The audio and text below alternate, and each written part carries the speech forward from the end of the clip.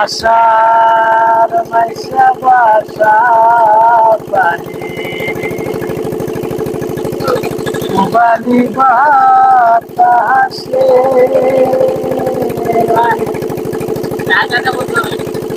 বাদাম দেখা ছায়া থাকি আমার আসে আশার মাইশা বাসা। আসসালামু আলাইকুম, পিপল ফান্ডিং পক্ষ থেকে সকলকে স্বাগত।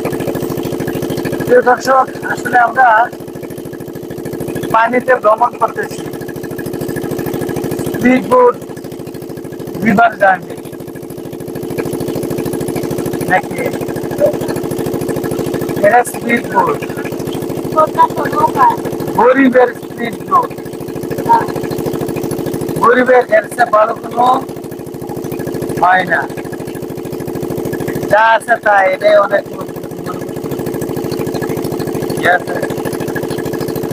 নৌকা। তো আসলে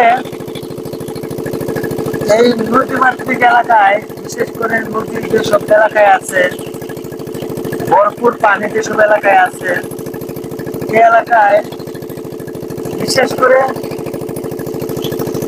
নৌকা যায় কিন্তু ভ্রমণ করে।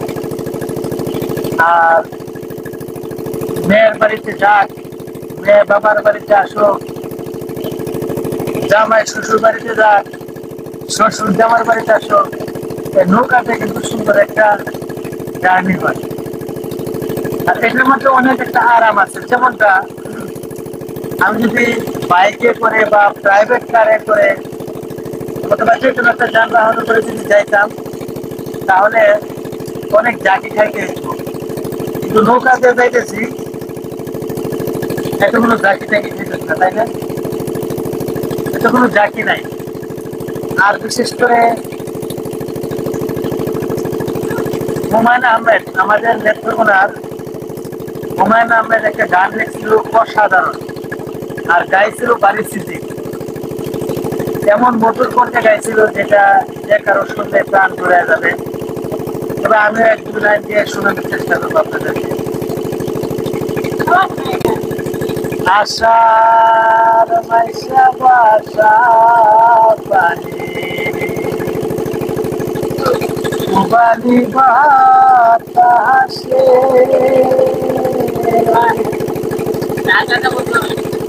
বাদাম দেখা ছায়া থাকি আমার আসে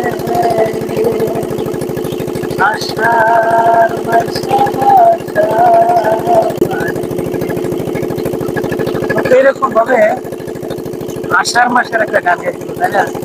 শুনছো গানটা, শুনছো?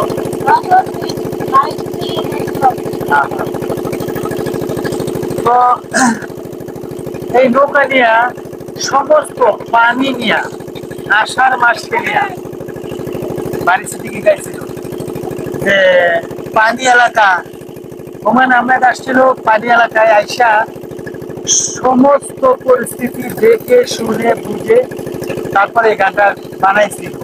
বানানোর পর কাকে দিয়ে গাওয়াবে, এরকম মায়ার কণ্ঠ কারা আছে, যে কণ্ঠে অনেক জাদু, সে কণ্ঠশীল একজন বাড়িসিদ্দিক ওনাকে দিয়ে কিন্তু করে এই গানটা গাওয়াইছে। এই গানটার ভিতরে আরেকটা কথা আছে, মায়ে জিয়ে বইলে বইলে হইতেছে যে, মানে স্কেলটা আরো উপরে আসবে, স্কেলটা আরো উপরে আসবে। মায়ে দিয়ে বইলে বইলে হইতেছে দেখারে। যখন নৌকায় ভ্রমণ করে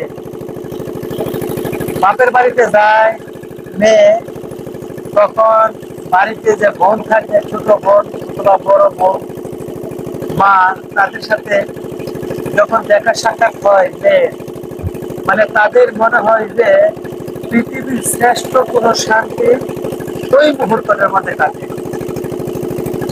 স্বামীর বাড়িতে যত যাই কিছুই সুখে শান্তিতে থাকুক না কেন, যখন বাবার বাড়িতে মেয়ে যায়, মা, বোন, বাবা সবার সাথে যখন সাক্ষাৎ হয় তখন অনেক শান্তি লাগে, তাই না? কিরকম সাথে একটু বলতে পারবা কি?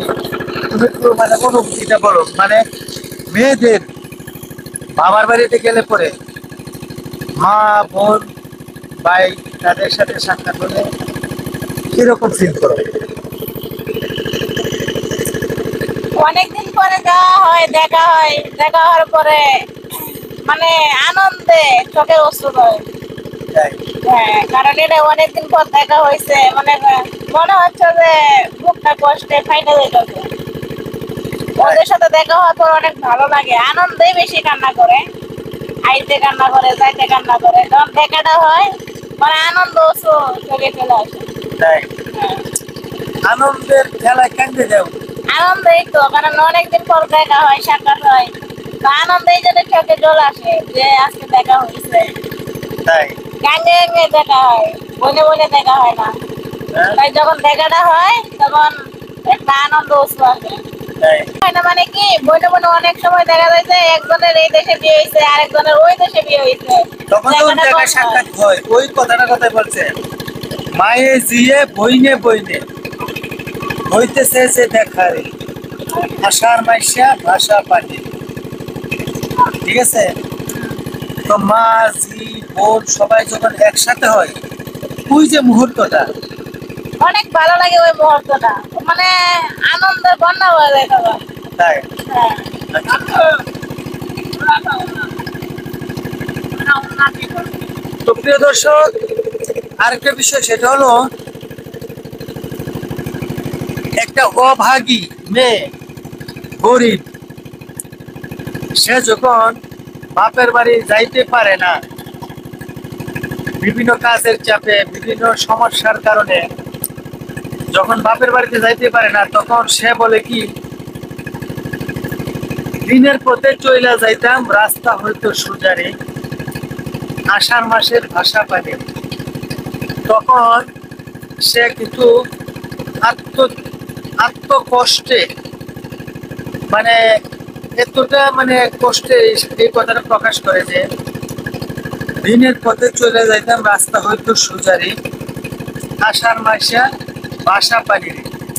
তো আসলে আমরা যখন যারা গরিব, বাপের বাড়িতে যাইতে দিতে পারি না কাজের চাপে, অথবা নৌকায় করে যে যাবে ওই টাকাটাও অনেক সময় থাকে না, তো একটা সময় দেখা গেল কি কষ্টটা বুকে চাপাতে স্বামীর সংসার করতে হয়। তখন আসলে এই গানটার ভিতরে অনেক দিক তুলে ধরছে। মানে এই গানটা আমি পুরোপুরি জানি না, তারপরে যতটুকু বুঝি এই গানটার ভিতরে বাটি অঞ্চলের যে লোকগুলো আছে, বিশেষ করে বাটি অঞ্চলের লোক কিন্তু মধ্যবিত্ত হয় না, ধনীও হয় না, একটু নিম্নমানের, কারণ ওদের সারা বছর কাম পরিশ্রম ছাড়া, কারণ হলো ওদের জমি আছে অনেক, অনেক ধানের ফসলের মানে জমি আছে, কিন্তু ফসল ফলাইতে পারে না, কারণ যদি ধান বুনতে যায় কিছুদিন পরে পানি আসা হিসাব নষ্ট করে দেয়। তাহলে এখানে যদি অনেক বড় ধনী ব্যক্তিও থাকে তারও কিন্তু উপায় থাকে না, অনেক কষ্টে কিন্তু দিন জীবনযাপন চলে। আর যারা একটু উঁচু এলাকায় আছে তারা হয়তো বা ধান চাষ করতে পারে বা অন্যান্য কোনো কিছু একটা কৃষি চাষাবাদ করে তারা দৈনন্দিন জীবন অতিবাহিত করার একটা প্রসেস থাকে। আর মাটি অঞ্চলের লোক এখন বর্তমান বর্তমান প্রজন্মে হয়তো বা কিছু শিক্ষিত আছে, তাই না, ভালো শিক্ষিত আছে, কিন্তু যখন একটা সময় গেছে পড়াশোনা কোথায় করবে, রাস্তাঘাট নেই, বাড়ি ঘর ঠিকঠাক রাখতে পারে না, স্কুল প্রতিষ্ঠান কিভাবে ঠিক রাখবে, এরকম একটা পরিস্থিতি গেছিল। যার করে মানে একেবারে নিরক্ষর যে তা না, তারপরেও কিছু কিছু ছিল, কিন্তু এখন বর্তমানে যেরকম অ্যাভেলেবেল এরকম অ্যাভেলেবেল ছিল না। তাহলে হয়তো একটা পরিবারে যদি দুইটা সন্তান চাকরি করতে পারে শহর এলাকায়, তাহলে কিন্তু মা বাবা এতটা কষ্ট হয় না, বা কষ্ট করতে পারে না। আর যদি সবাই নিরক্ষর থাকে চাষাবাদ করতে পারবে না, মাছের উপরে হয়তো বা একটু নির্ভরশীল, তাই না? মাছ বিক্রিতে মাছ টাছ ধরে তারপর বিক্রি করে হয়তো বা কোনো রকম দিন চলে। আসলে এই সমস্ত সবকিছু মিলাই কিন্তু গানটাকে বাড়ি সিদ্দিকী বানাইছিল। না, বাড়ি সিদ্দিকী না, এটা হলো হুমায়ুন আহমেদ। হুমায়ুন আহমেদ গানটা লিখছিলেন আর গাইছিলেন হলো বাড়ি সিদ্দিকী। প্রিয় দর্শক, আমাদের ভিডিওটা আর লং করতে চাই না, তো যতটুকু আলোচনা করেছি সমস্তটা আসলে এই মাটি অঞ্চলের পানির উপরে মূলত। প্রিয় দর্শক, পরবর্তী সময়ে হয়তো বা ভালো একটা কোনো ভিডিও নিয়ে আবারও হাজির হবো। সে পর্যন্ত সবাই ভালো থাকবেন, সুস্থ থাকবেন। ধন্যবাদ সবাইকে। আল্লাহ হাফেজ।